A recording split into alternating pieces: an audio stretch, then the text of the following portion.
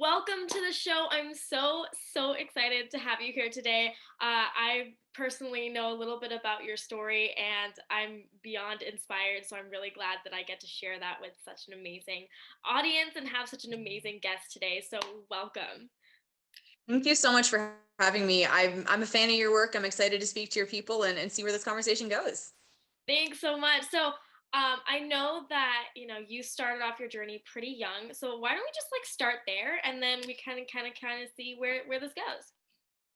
Yeah, absolutely. So my journey in entrepreneurship, and I say entrepreneurship with quotation marks around it because it was more kind of nonprofit fundraising than actual entrepreneurship. But when I was in high school, we had a really close family friend who had their son, and he unfortunately had a very severe immune disorder, immunodeficiency disorder, and so he was in and out of the hospital. It was just an absolute roller coaster, and he unfortunately lost his life when he was 9 months old.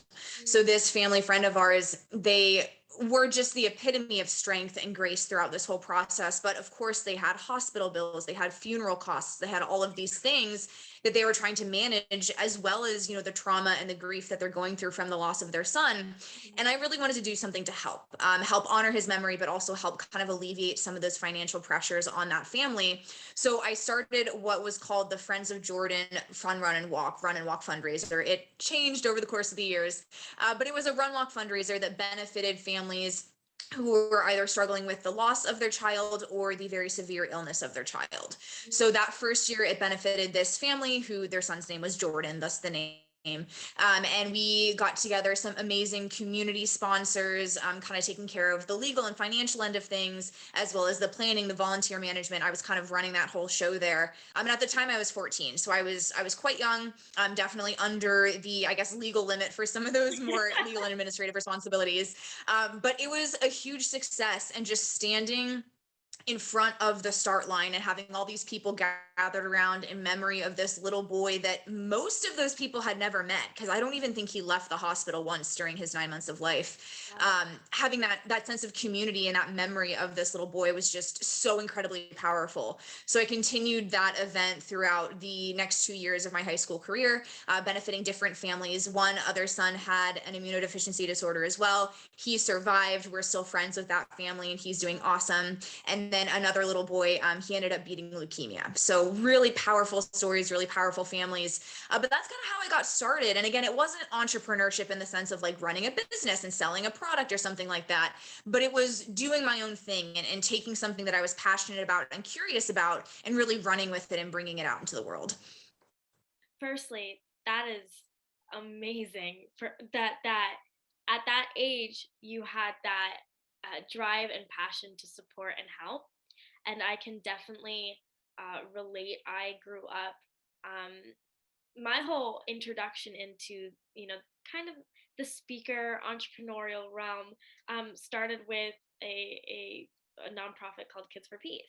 And so we did a lot of fundraising and work together as a community to like build playgrounds and help kids that were homeless or didn't have education. And so that's how I got started into this. So it's nice to see that there are other people out there who start at a young age, Mhm. and take those actions. That I feel like it's so easy for a lot of kids and teens to be so in their bubble, in their own little space, and just seeing you and what you did at that time, that is incredible. So firstly, uh, incredible work, and I'm glad that that's something Thank that you. started you off in the direction that you went, because I think that Mhm. those memories, for me at least in my journey, is what shaped me as the person I am today. So hats off to you for that. um Thank you. yeah.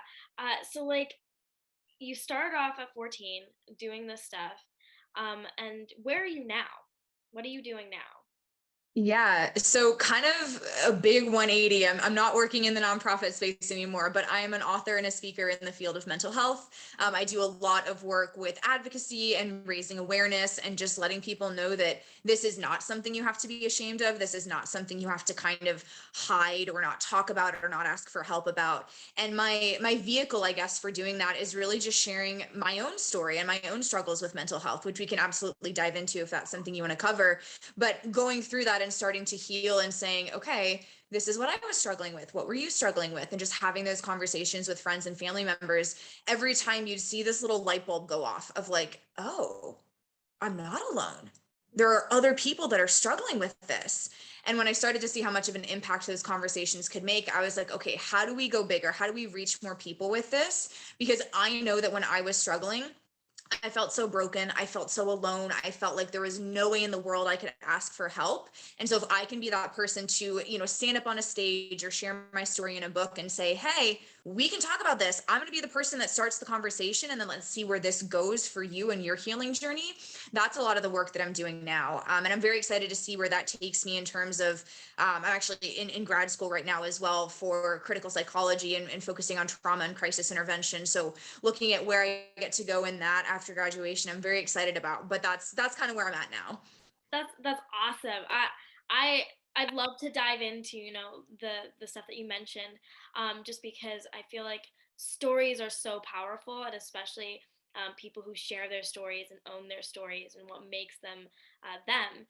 That really is so inspiring for so many people. So I'd love to dive into that. Yeah, absolutely. I'm happy to. So my mental health struggles really started in high school. I think for a lot of students, high school is a very difficult time because it's this kind of weird in between of you're definitely not an adult, but you're not really a kid either. And you're trying to like, where do I fit in the world? How do I move throughout this weird time in my life? And that can be really difficult. So for me, that manifested in the form of depression and anxiety, as well as self harm and body dysmorphia and disordered eating, suicidal ideation, kind of really running the gamut of a lot of different mental health struggles there. And on top of that, I was also in a relationship with someone who was really struggling with his mental health. Mhm. When he opened up to me about everything that he was going through, I misguidedly was like, okay, I'm going to fix all your problems. I'm going to be the person that's responsible for your happiness. I'm going to take everything that you're struggling with and I'm going to put it on my shoulders. Yes. And so, of course, that results in a lot of codependency, a lot of resentment, a lot of trauma, a lot of secret keeping, absolutely no boundaries or any sense of self respect. And that relationship, unfortunately, ended with his suicide attempt. He is still alive. That attempt was not successful. And I don't like the term successful, but that's a whole nother thing that we can dive into. Yeah. But I was actually the one that called the police on him that night to prevent him from going through with that. So that night, I guess, was kind of the culmination in a sense of my mental health struggles. That was really rock bottom for me because on top of everything that I was going through, there was everything that I had went through with him, as well as the trauma of that specific night. And for honestly the next couple years, I kept struggling. So I was a junior in high school when that happened, and then through senior year and freshman year of college, that was a really difficult time. I mean, I was still depressed. My eating was all over the place, really anxious, not motivated, just wanting to sleep and stay in bed and watch TV and all those things. Um, and honestly, I kind of just got to a point where I was like, I am excited enough about my future that I want to pull myself together enough to get there. And I'm not saying that the only way to heal from mental health is to like pick yourself up by your bootstraps. I'm not saying that that's necessarily the way to do it. But for me, that's kind of where I got to. I was like, I think that I have the potential to do so much good in this world and help so many people. And I refuse to let those parts of my story be just parts of my story. Like, I'm going to do something with them. I'm going to make them matter because I did not go through that for nothing. And so from there, it was a very strenuous climb out of that ravine back to a place of mental health and mental wellness. But that was a very, pivotal point in my life. And those years and those moments really defined not only what I'm passionate about and the work that I do, but having that personal mission and personal drive to help people who are in that situation or maybe know someone who's in that situation as well. Yeah. Wow. That's wow. I just gotta take a minute to just Yeah. acknowledge that, because like I for me, when I was around, I'm gonna say between the ages of 15 and 19. Um, those were the hardest years for me, on a personal level.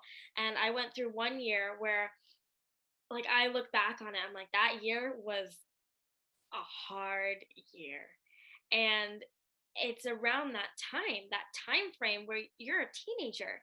You're not an adult, you're not a child, and you're becoming who you're being, like who you're meant to be or whatever. Like those times of your life are probably the most important times on an individual level, and yet so many people go through similar challenges in that time frame, and it's really a shame. And it's not like it's declining, it's increasing as time goes on. I look at my sister, she's younger than me, she's in high school, and she's telling me about all these different things that's going on in not only her life but her friends and the circle of people that she has. And almost every single person has some sort of mental health struggle or challenge in at least one, let alone multiple. And that is a scary thing to look at and realize that we live in a world where this is a normal thing. And I'm really passionate about it personally as well, because I've been there and I see so many people that are there. And it's something that's beginning to, I feel like, be talked about more and be accepted more as a, hey, let's actually talk about this. But there's still a taboo when it comes to expressing your challenges with mental health with the people that you know and the people that surround you. So I guess, like, my question to you is, with people that are struggling, with any sort of challenge like this, what would be, some of your advice? Yeah, man, that's the question of the century, right? Because everyone is struggling with this. I saw a statistic, I think it was from this past summer, so summer of 2021, the CDC found that there's been a 51% increase in adolescent female suicide attempts or hospitalizations or something related to suicide with that. I might butcher that statistic slightly, but that's and terrifying and so scary. And exactly like you said, that's something that we've normalized. It's normal to have depression, it's normal to have anxiety, but we wouldn't be saying the same things about cancer. Like, oh, she has bladder cancer, she has breast cancer. Like, oh, that's being a teenager. No, that's something that's so deep and important and personal. We need to talk about it. So yes, absolutely. In terms of kind of the advice that I'd give, the first thing is, I don't want to make it sound simpler than it is, but please ask for help. Reach out and ask for help. And to elaborate on that, number one, it does not mean you're broken. Therapy is not only for people that are like really, really bad. It's for anyone. I hold the belief that anyone can benefit from therapy. I go to therapy every single week. I worked with a behavioral health coach every single week. We just actually stopped for not bad reasons, but just changing in life circumstances. But I consider myself to have pretty darn good mental health right now. I still see a therapist. I still work with a behavioral health coach. It doesn't mean that you're broken. The second part of that is that if you do reach out and ask for help from a friend or a family member or someone like that, chances are they're struggling too, exactly like you just said. Everyone is going through something, or everyone has gone through something. And oftentimes it just takes that one person to turn on the light around them to recognize that they are standing in a conference room filled with other people in their own darkness. And if one person can just turn on that light and say, hey, I'm struggling with this. My life is really freaking hard right now, and I would love some support around this. Not only are you going to get that support and that empathy from the people who really care about you, but you are going to show other people that they too can ask for that help that they need. The third kind of facet of asking for help is recognizing that there's so many different ways of getting help. And this is a big part of the work that I do, because when I was in high school, I went to one day of talk therapy. I found a therapist, my mom actually did, but I went to one day of therapy and I was so uncomfortable with it that I literally, I'm not joking or exaggerating, I ran out of the building and I never went back. So my whole healing journey was done without any level of professional support. And I'm not saying that as like a, oh, whoa, me situation. situation. But I believe that my journey would have been so much smoother and so much faster if I had that level of professional support. But I didn't know that there were other types of therapy out there. I just knew that talk therapy wasn't for me. So what I really want to encourage people to do is explore your options, right? Look at different methods of healing that involve animals like canine assisted therapy or equine assisted therapy. Look at movement based therapies like dance movement therapy or trauma sensitive yoga. Look at more, brain programming therapies for trauma like EMDR. There's so many options out there, and not everything is going to work for everyone. So find something that works for you. Don't be afraid to try a couple different options or a couple different therapists, and then use that as a really powerful tool in your healing. So to kind of recap the advice that I'd give overall, reach out and ask for help. Number one, because you're going to get it from the people you love. It doesn't mean that you're broken, and then make sure that you're exploring all the different options that are available to you as well. I love that so much because it isn't uh, a cookie cutter system for everybody. Like it's Mhm. not gonna work. We're all human. We all have our own experiences and things that shape who we are. So of course, not everything is gonna, not one way is gonna work for everybody, right? So Mhm. I love that you pointed that out because I think so many people just think, oh, therapy is just going and seeing a therapist and talking it out. And if you're not in the space where you maybe can't afford to go and talk to someone on a professional level like that, there are so many ways that you yourself can work on the stuff going on internally, which I'm sure given that you're in that space. So what would you say for someone who maybe doesn't have the resources to go out and find support elsewhere like that? What can they do for themselves? Yeah, definitely. The first thing that I would say is not necessarily challenging that belief that you don't have the resources to find professional support, but Mhm. just exploring different options. So, for example, many high schools and almost every college and university has a counselor on campus that provides either free or low cost sessions to their students. And by low cost, I mean like $5 a session, like really, really cheap and affordable. So, explore those options, see what your school has available. Some community centers or even religious organizations will have group therapy sessions or support groups or things like that that are, again, often free or very low cost. So I encourage you to look into some of those options as well. And that all being said, if at that point you still are like, I can't find anyone, there's no one out there. A couple things that I would recommend. Number one, making sure that you are very good at having your space held and your boundaries enforced. Now, what I mean by this, in this concept of holding the space, is kind of the best way to support someone who's struggling with their mental health. It's this idea that you're creating a container where that person can show up in any emotional state with any struggle that they're having, and they're not going to be judged, they're not going to be criticized, they're not going to be shamed, and they're not going to be fixed or like kind of, put some duct tape on them and send them back out into the world. So when you are someone who's struggling, kind of flipping this from the other perspective, you need to make sure that you have people in your life that are able to support you in that way. Now, for some people, that's incredibly difficult. Maybe they live in a household that has a lot of trauma or a lot of abuse, or maybe even on a slightly less dramatic scale, they live in a household where mental health isn't talked about. It's just something that you're expected to kind of push through and get over. So you need to see where else those support systems can come from. For example, when I was in high school, my French teacher probably saved my life. Mm. She was so supportive throughout the whole process. She actually wrote a little contract with me that we both signed saying that I would eat a certain number of calories in order to make sure that I was getting enough nutrition. Like, she was there for me and so supportive. And she wasn't a family member. She wasn't really even a friend. Like, we kind of tread that line, but like, she was there to support me. She held the space for me well. So who else is in your life that you can reach out to and ask for that support? The second thing is the boundary part of it. And this is so difficult. I will also be honest and say it's something that I'm still working on and probably will until the day that I die.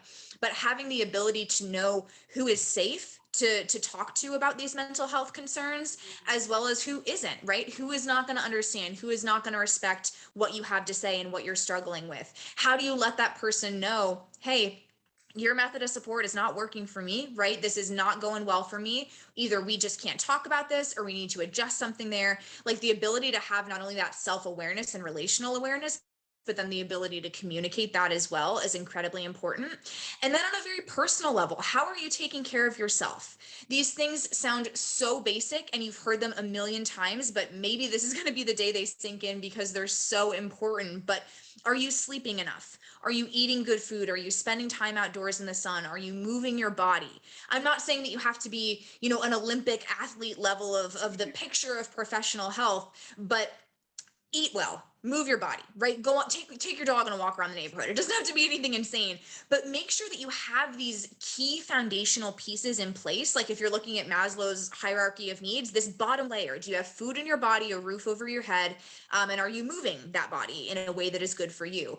Get those things ironed out. And then that is going to set a foundation for you to start addressing some of these more deeper and emotional mental health concerns. So there's lots you can do from a social support system as well as kind of a personal care system, but you got to put in the time to figure out what works well for you, what honors you and your struggles, and then form a plan around that to really take care of your mental health if you don't have access to that professional support, or even if you do both, right? Yeah, right. Pick what works for you and do what Yeah. works for you. I personally know that is so true for Mhm. all different parts of life. I follow that kind of as like a motto. Just like take the gems where you see them, and leave the rest Mhm. that, if it doesn't work for you, it doesn't work for you. I think that holds true with Right. almost everything in life, but especially for stuff like this, because there is so much out there, as you've stated. Mhm. And finding the things that resonate and work with you the best, do that. Do that, Mhm. stick with that, see if there's progress. If there is progress, keep going. If you want to change, feel free to do that too. I think so many people get stuck in, oh, well, I committed to doing this and now I'm doing it and it's been a while, so I might as well just continue. And I'm like, if it's not working anymore, change, and that's okay. And that's okay Mhm. to take that step and be like, okay, well, this has been working for a while and it's gotten me to this point, and or even if it's not working, be okay with changing it as well. And Mhm. picking the path that feels the most aligned with who you are. So I love Mhm. everything that you shared around that. Mhm. We have like a lot of parents in our community, and I know that, for teens, they might, be going through stuff and, take some of the stuff that we've said. But for parents that are seeing their kids or teens maybe going through these challenges, how can they Mhm. support them the best, without being pushy, or without saying, hey, just go to, therapy, for example? Because I feel like at that point in time, especially for teens, they don't really want to listen to their parents, right? They don't want that, oh, they told me I had to be here kind of situation, or, you know. So what would you suggest for parents, just on a personal family level, they can do to support their kids and teens that may be going through these challenges? Yeah, absolutely. So there's really three ways of looking at this relationship between a parent and maybe a teenager who's struggling with their mental health. There is before there's awareness of the problem, during the problem, and then in crisis. So Mm. when we're looking at before there's awareness of the problem, this is actually the most important time in your relationship with your teenager, because when you are laying this foundation of your relationship, that is going to determine whether your child is going to come to you and ask for support when they're struggling, whether it's with mental health or with, relationship stuff, boyfriends, girlfriends, sexuality in high school, things like that. You as the parent need to let your child know before any mental health stuff comes up that, hey, we can talk about this stuff. You can tell me things. You can tell me that you've made a mistake. You can ask for help, and I'm not going to shame you. I'm not going to judge you. I'm not going to criticize you. Those are the three things that you really want to avoid when it comes to this emotional relationship of trust with your child. The worst thing that can happen is that through the course of your child's life and through the beginning of their adolescence, they start to think that they can't come to you. Mm. Maybe they do, right? They let you know, hey, I made this mistake, or I got into trouble in this way, or this thing happened, and your response is not supportive. They are going to learn very, very quickly, oh, okay, I don't go to mom for that type of stuff. Like, I don't talk to dad about those types of things. And so when mental health concerns come up, they're not going to come to you. because they have learned that you are not a safe person to do that with. So before anything related to mental health comes up, you need to make sure that there is trust between you two, that you are validating their experiences, that you're providing non-judgmental support, that you're a space where they can come and admit problems, mistakes, struggles, and things like that. Because then when or if mental health struggles do come up, you are going to be one of the first people they go to because you have that relationship already built with them.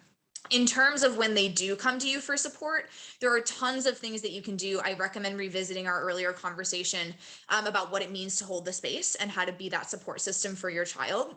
But additionally, the two things that I really want to highlight that made a very negative impact in my own life from adults that said these things to me: avoid saying, when I was your age, blah, blah, blah, or when you're older, you'll realize blah, blah, blah.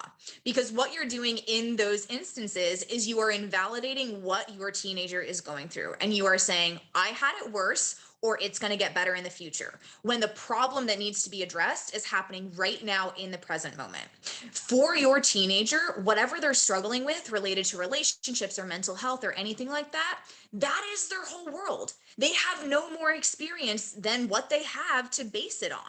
And that sounds so simple and so obvious, but it's so easy to look at what they're going through and in your own brain have some combination of, they have it so easy. I pay the bills. I got to pay taxes. They get food put on the table for them. They don't have to work. Like, what are they complaining about? Their life is so good compared to mine now or mine when I was a teenager. So what do they have to struggle about? Or they get straight A's and they're a varsity athlete and I don't even know choir stuff, but like the best singer in the choir, right? They've got it so good on paper. What do they mean they're struggling? They're sad. So what? Get over it. Again, the purpose of your teenager coming to you for support is not for you to make an opinion about the severity of their mental health problems. It is to honor, acknowledge, receive, and accept everything that they're sharing with you, not just as a truth that is maybe happening in their brain, but as the truth for what they are experiencing in their lives. And when you're able to meet their concerns from that perspective, not only have you built that foundation of trust, like we already talked about, but now they are going to feel like what they're going through is valid instead of starting to beat themselves up for going through something that is already beating them up, right? That's not a good combination to get into there. And then the last kind of piece of this is the in crisis moment. You know, you maybe are worrying that your son or daughter or non-binary child is going to hurt themselves or kill themselves or something in that vein. You absolutely need to step in. You don't want to take away their control beforehand, like, oh my gosh, I think my son's depressed. I'm going to lock him in his room and he's never going to get to do anything, because you're taking away his support systems and his normalcy in his life. But if there is that crisis moment, please step in. You can call the police. Many police departments and sheriff's departments around the US incorporate social workers into mental health calls. So there is some level of professional support there in those moments. You can get them into therapy. If necessary, you can get them into inpatient therapy. There are options there, but please don't think that necessarily your son or daughter has it completely under control, because that may not be the case, and you may need to step in and make that hard decision.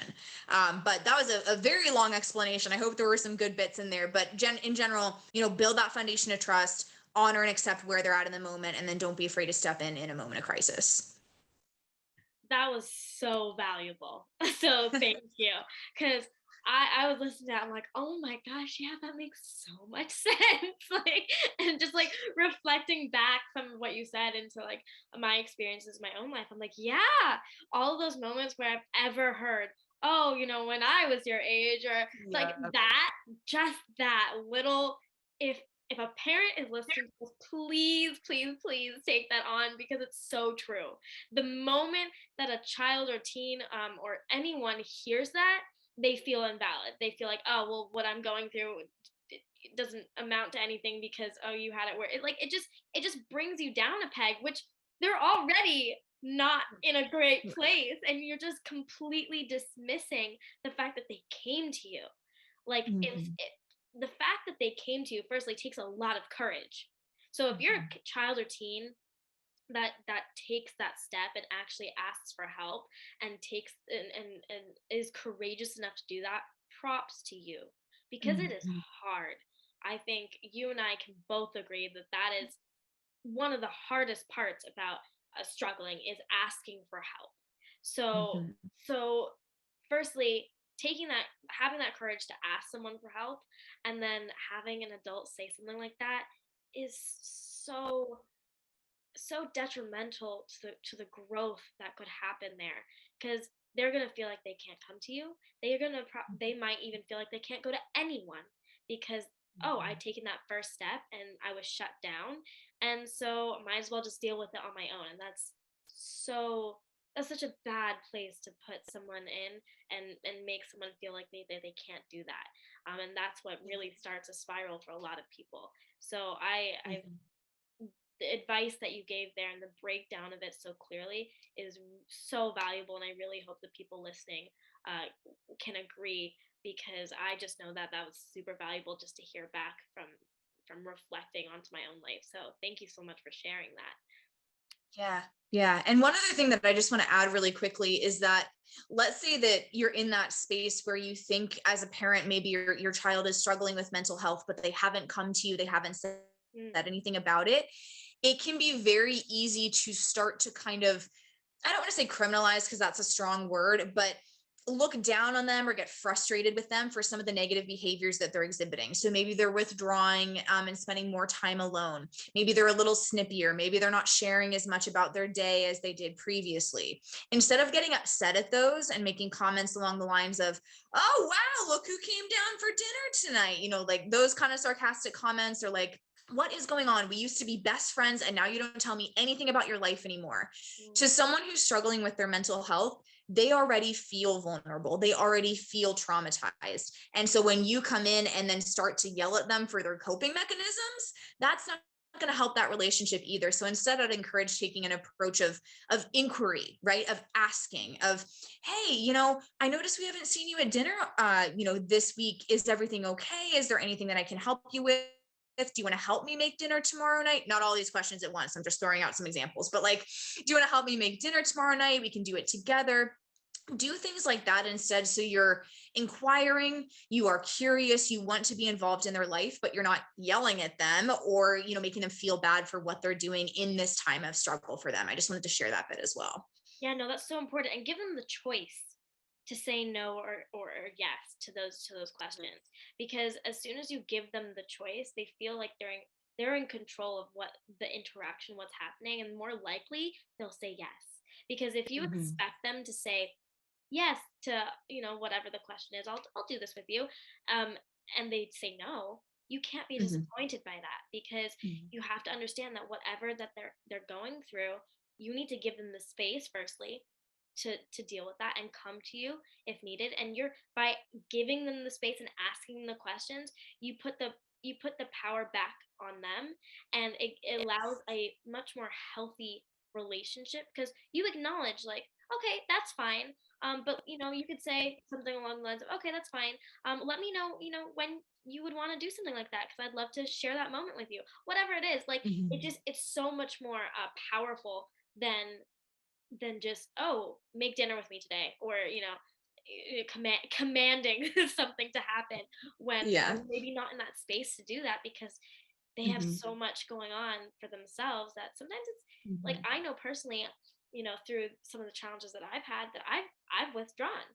That's kind of Mhm. like where I withdraw, and I sit with myself, and there's just so much going on that I can't be there for someone else, Mhm. right? In those Mhm. moments. And you know I I I wish there was a little bit more of that.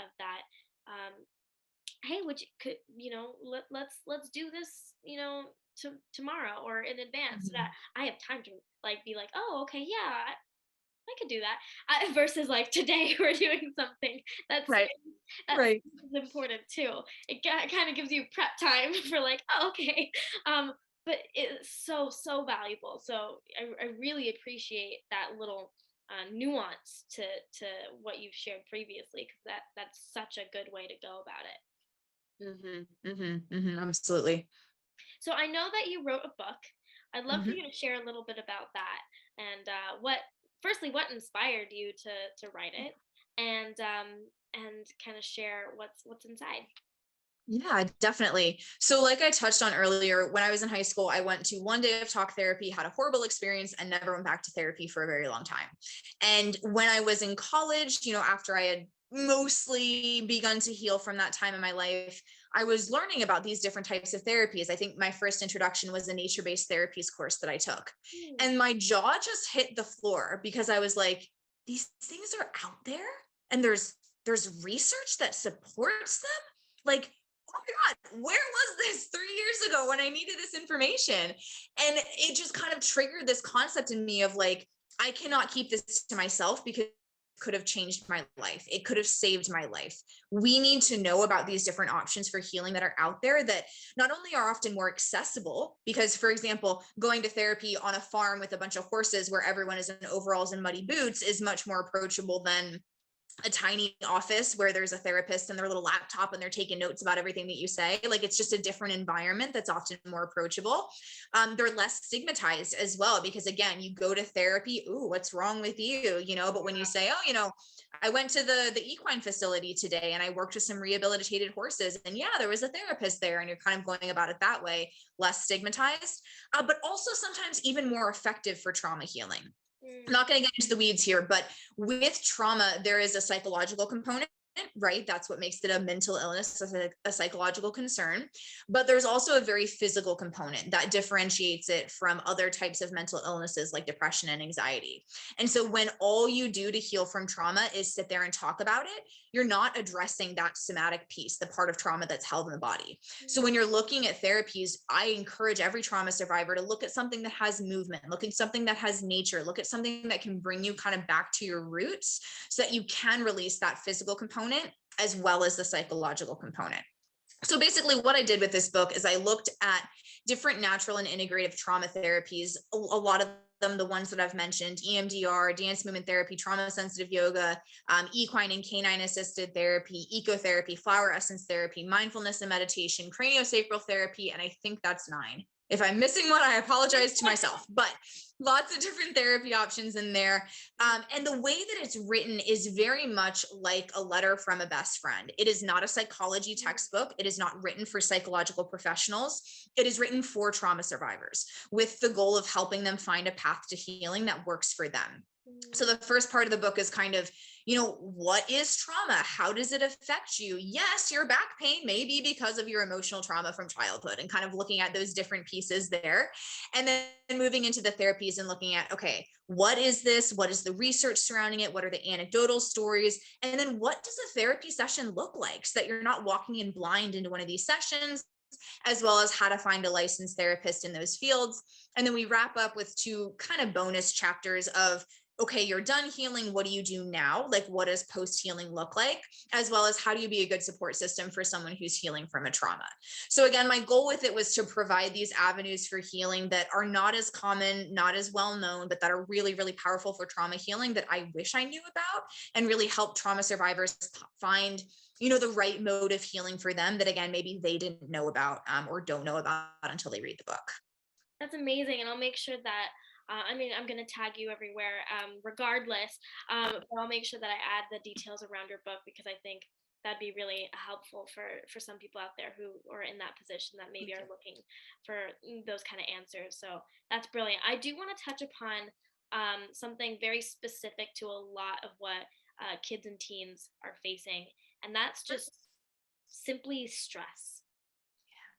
Because as simple as it is in terms of all the different stuff going on, it is one of the leading things that people are struggling with. Doesn't matter the age, but it starts very much so in those early ages of in school, and homework assignments. And I just see so many kids struggling with stress and balancing everything out. So for someone who's maybe not dealing with mental illness, or a mental health challenge per se, at least the ones that are anxiety and depression and stuff like that, but just simply a lot of stress in their life, what would you suggest kids and teens do that can help them maybe just minimize that for themselves? Mm-hmm.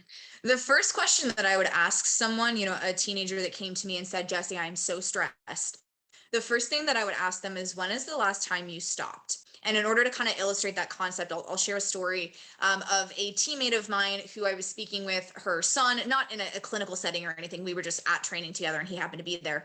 And he was like, yeah, I'm really stressed out. He's a freshman in college, lots of classes. There's that transition from living at home to living away from home and things like that. And I was like, okay, well, when you're stressed out, when you're overwhelmed, what do you do? And he's like, well, I set aside time to focus on this one project. And I force myself to sit down and get it done and really focus on what it is that I'm doing. And I'm like, okay, so just to recap, when your brain and your body are telling you that you have had too much and need a break, what you do is you force your brain and your body to keep doing the thing that it says it needs a break from. And he's like, oh, I'm like, yeah. So when you're stressed, what stress is, well, there's lots of different types of stress, but this type of like chronic unhealthy stress is your body saying, hey, everything that you're putting on me right now, I can't do it anymore. I'm gonna break or I need a break. One of those two options you pick. Do you want to choose the time or do you want me to choose the time? And so when you, as this person who is experiencing stress, feel that in your body and in your brain or in your behaviors, right? Short temper, or lack of interest, things like that. What you need to do is take that break and stop. And I don't mean, take 10 minutes after school to sit in your car and listen to music. Yeah, that's great. Do that. I'm not saying don't do that. But I'm saying take a day, take a week, take a night. Say, I'm not doing anything. And again, in my own personal life, I just did this last week. I laid in bed for like 12 hours and watched 10 episodes of Supernatural and ate 3 bowls of popcorn. Like that's what I did for a whole day. I've been there too. Supernatural is the best. Yes, oh my gosh. But it's like, that's all I could do because I had been pushing and pushing and pushing and working, and my brain and my body were like, nope. And so I said, okay, we'll stop. And the purpose of that break is not to give yourself an opportunity to lay in bed and watch Supernatural and also beat yourself up for laying in bed and watching Supernatural. It's a time for you to literally pause and stop and take a break, right? And not beat yourself up for it, with the purpose of returning to work or school or whatever better the next day or the next week. Yeah. Because if you think about it from another perspective of, okay, I'm tired, I'm running a marathon, it's not probably a good example, but I'm working out, right? And I need to work out again tomorrow. If you keep running through the night, you're not going to do a great job tomorrow, right? You're just going to keep getting worse and worse at whatever it is that you're trying to perform at. But when you say, hey, no, I'm going to take a break, I'm going to stretch out, I'm going to use some icy hot or whatever it is nowadays, like I'm going to use that to relax and recuperate and rejuvenate, the work that I produce is going to be better tomorrow and better than what I would have done while I'm resting now. So to recap all of that, stop is my answer to that. And stop, and honestly stop, authentically stop, and non-judgmentally stop to allow yourself that time to recuperate. That is a perfect answer, because I think so many people, especially people in the business world or in the entrepreneur world, they have a big challenge with that, because it's all about productivity and making sure you're making the most of every single minute, which, yes, there are certain elements of that can definitely, be beneficial in life. However, being productive doesn't mean you burn yourself out.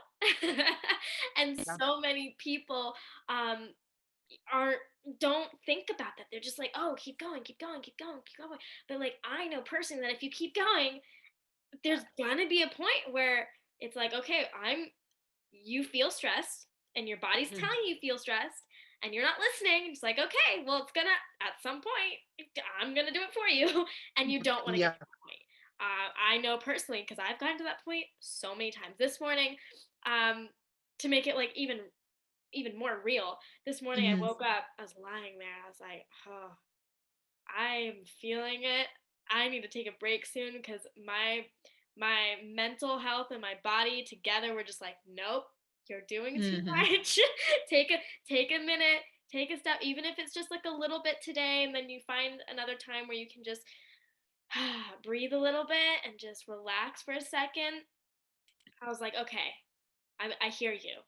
And being aware of that moment, I think also is something that's super important for people and kids. Just listen, because your body and your mind are telling you things, and if you listen to it and if you acknowledge it, the chances are you're gonna do a lot better than people that push it aside, for sure. So listen to what your body's telling you and take action, and that's aligned with what your body's telling you. So I really appreciate that. Stopping is sometimes the best thing you can do, because in the long run you're going to end up actually doing more because you stopped and took that break. So I really I spiritually align with it. Oh, that's good. And I'm so glad you brought up that about entrepreneurship as well. There's the hustle culture, right? You have to be working 100% of the time. And what I really want to do, because there's someone that I follow in the business world, I'm not going to name names, for a marketing, a marketing expert and marketing knowledge, but I would never want this person's life because they are working, working, working, working all the time. And I would love to sit down with them and have them, honestly and authentically answer, but just ask them, are you happy? Like, Mm. are you happy? And I don't mean, are you happy with how much money you make or how fast your business is growing, but are you happy? If you died tomorrow, would you be happy with the life that you lived?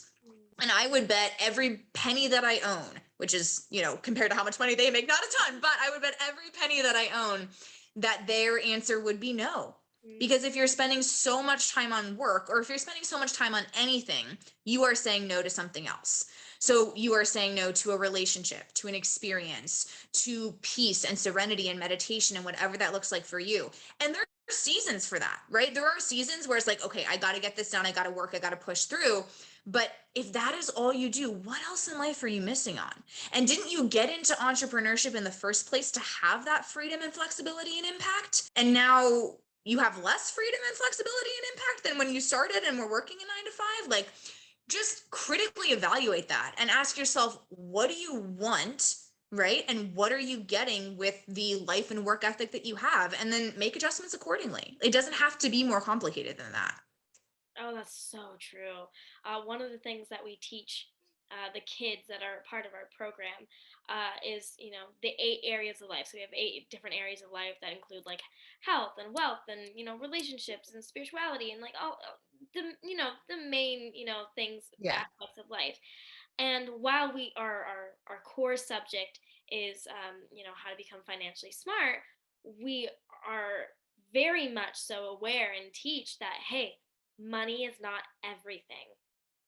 Money is simply a tool that can help you open up doors and give you opportunities and get you from point A to point B. Everyone's going to need to deal with money at some point, but in life there are so many other aspects that's important to focus on and balance.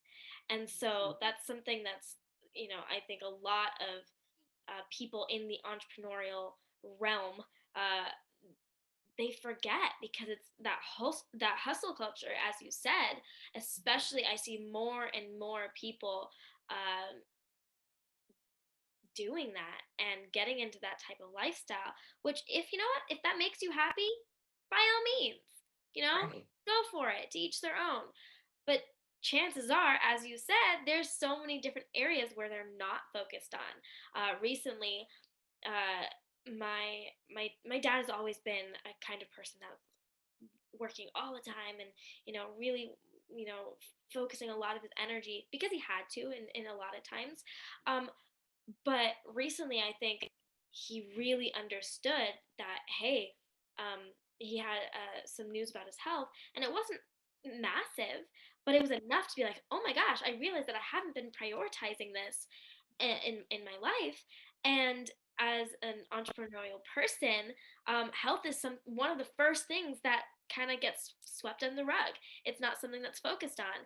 And if you're not healthy in your body, then how are you gonna, continue doing what you love doing, if that's the case, that the reason why you became an entrepreneur in the first place, sometimes, for most cases. So really taking that step back and reflecting and looking, for adults who's listening, um, taking that step back and asking yourself, hey, is there parts of my life that I'm neglecting that I shouldn't be neglecting? Number one. Number two, with, for example, your kids, make sure that they're aware of all these different areas, and have conversations about those different areas.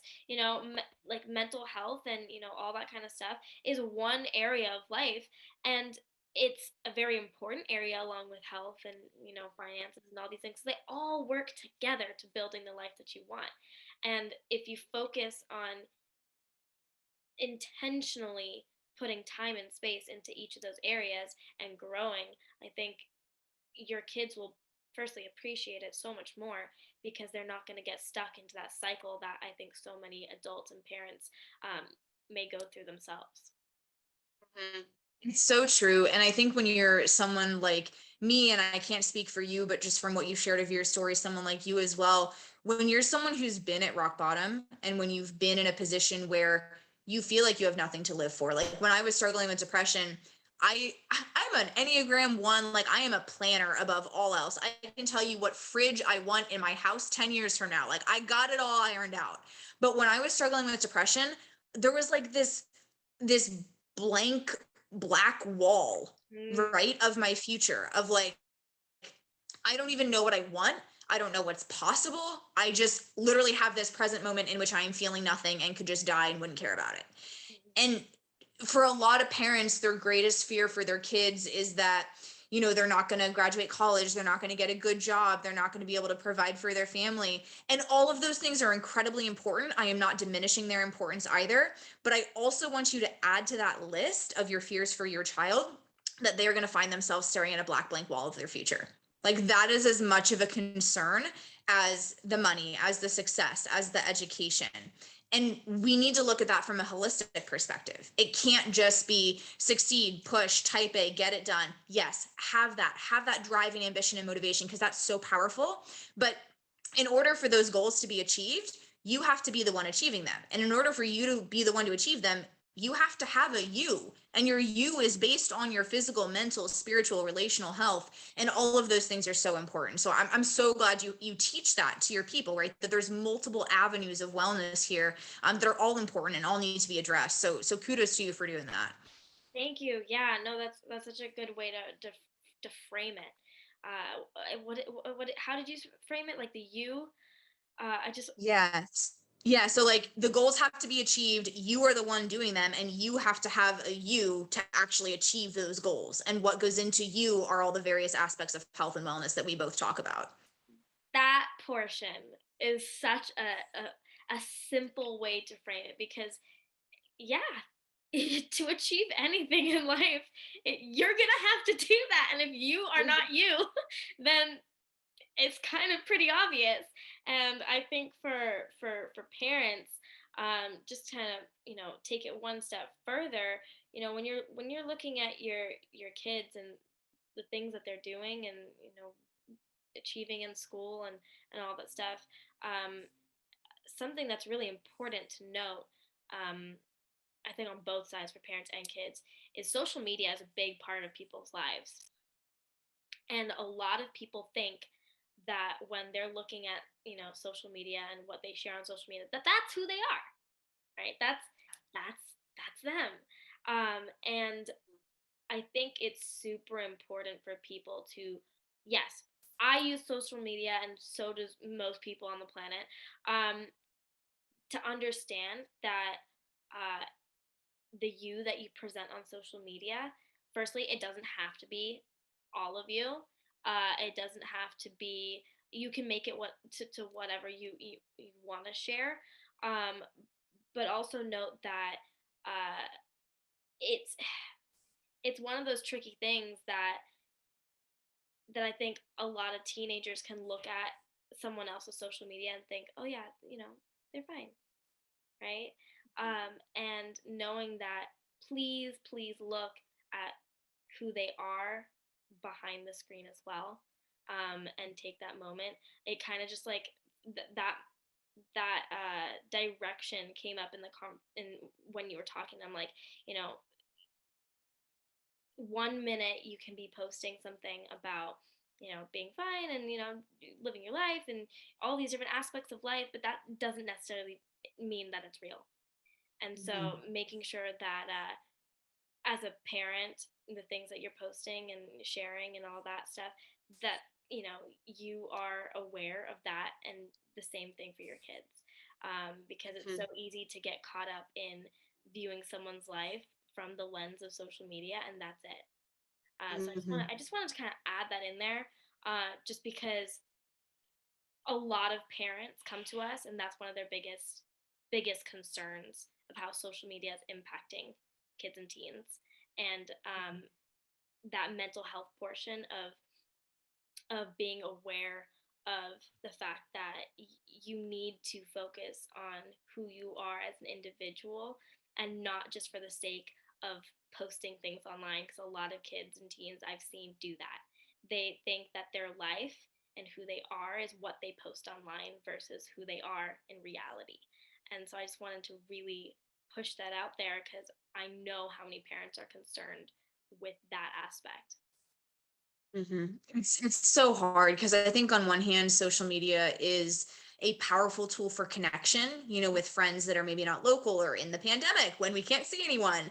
And it's an opportunity to learn and be educated and be inspired, with quotes and knowledge and reels and entertainment and all those different things. But it is so often a highlight reel.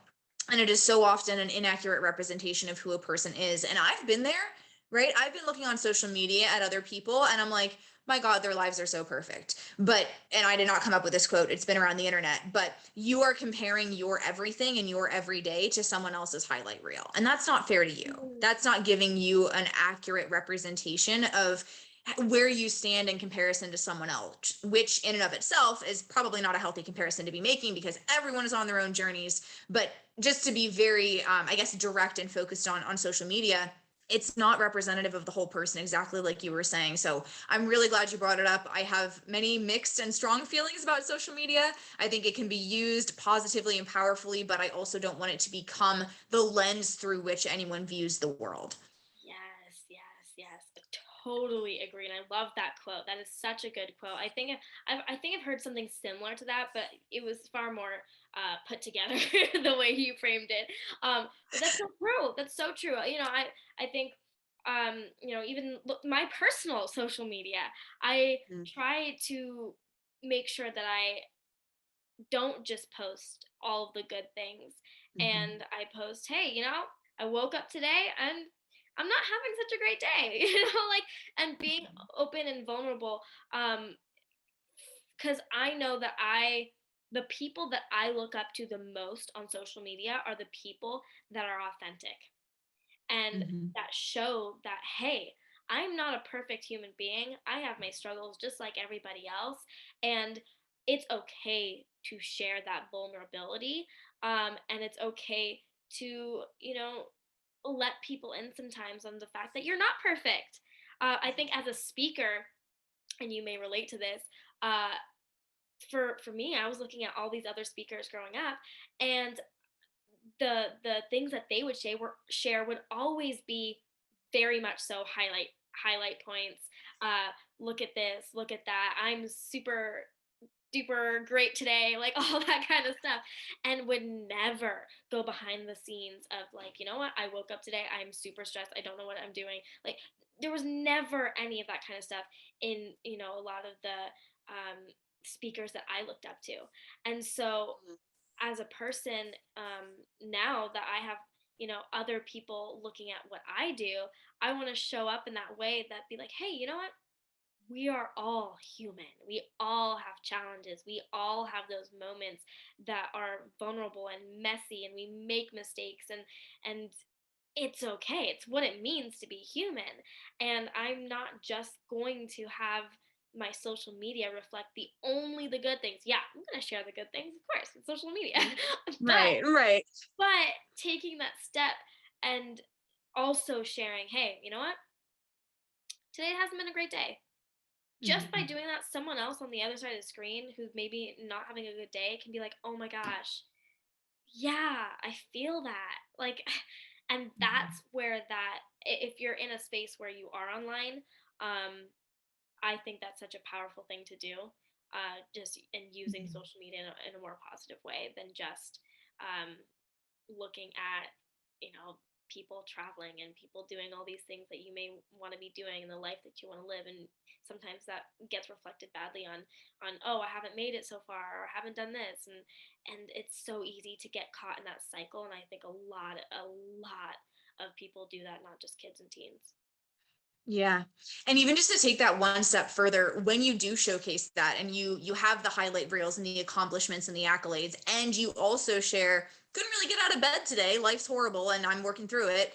What you're telling people is that there is this duality in success and struggles. Because I think a lot of people look at successful people, like you were saying, and they're like, they've got it sorted out. They don't have any problems. The hardest thing in their life is, deciding which pair of heels to wear to their celebrity interview today, right? Like it's just this perfect, beautiful image of a life.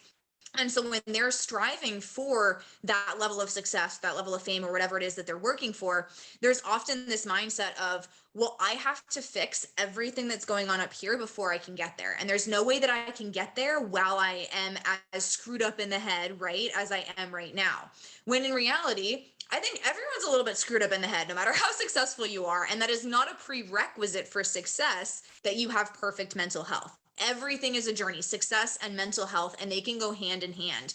So I think beyond just having that, authentic and vulnerable conversation, when you do share those pieces of yourself on social media, you're helping change, honestly, someone's journey of how they approach success and how they view themselves on that journey to success, which is also, I think, really, really important in the conversation of social media in general.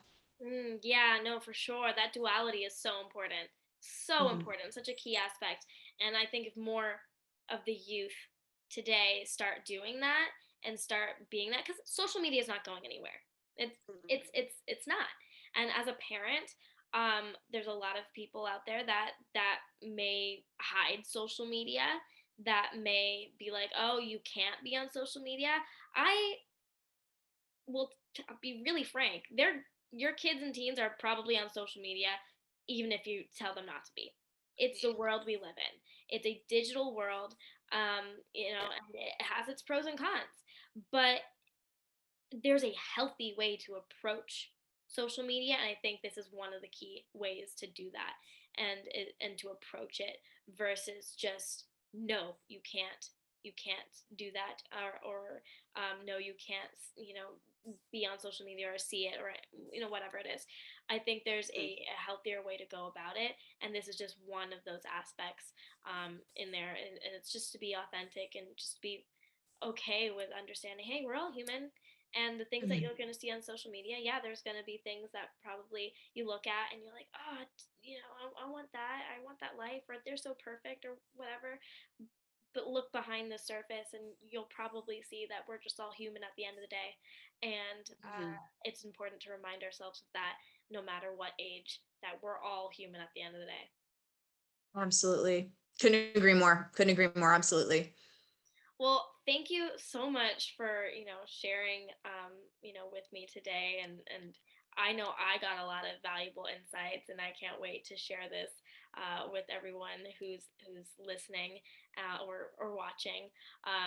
And I would like to, ask you, what's the best way for people to connect with you? And, if they want to explore more about what you do, or even, read your book, or and so on, what's the best way they can connect? Yeah, so my book is available anywhere you feel the need to purchase books. It's available on Amazon, Barnes and Noble, really anywhere. Ebook, paperback, and then audiobook through Audible as well. So anywhere you want to get a book, you can get How to Heal, which is the title of my book. So I definitely recommend checking that out, not only because I think it's a really valuable resource for you, but that's like my professional baby, right? That's how I present myself to the world and the things that I share with the world. So I'd highly recommend checking that out. And then also I'm on Instagram. That's kind of my platform of choice. I have not yet migrated to TikTok. I'm trying to hold out, but I don't know how much longer I'm going to make it. I So feel I'm yes, yeah. I'm on Instagram at Jessi Beyer International. So come pop over, say hi, shoot me a DM, send me a picture of your dog, whatever you want to do. awesome. Thank you so much. Okay, Yes, thank you cool. for having me.